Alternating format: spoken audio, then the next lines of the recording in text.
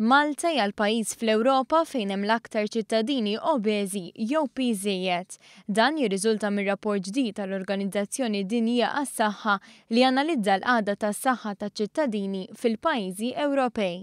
Ir-rapport żvela rati allarmanti ta' tipjib, konsum tal-alkoħol u obeżità fost iċ-ċittadini Ewropej. Kollha fatturi li jistgħu jirriżultaw f'ħajja iqsar għall-ġenerazzjoni li jmiss.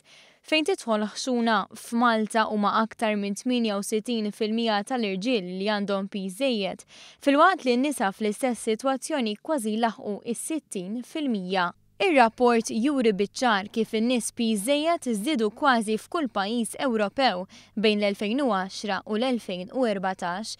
F'dawn l-aħħar 5 snin ir-rata ta' persuni obeżi f'Malta żdiedet b'2% u l-aktar evidenti kienet fost l-irġiel.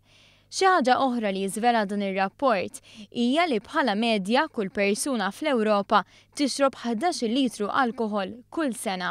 Xi ħaġa li tpoġġi lil dak li jkun f'riskju akbar ta' problemi tal-qalb, kanċer u mart irriedi ieħor.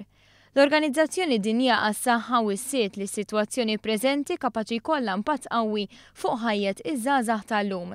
Skont dan ir-rapport, l-età medja ta' kemm huwa mistenni jgħix Malti hija ta' 83 sena għan-nisa u 49 sena għall-irġiel.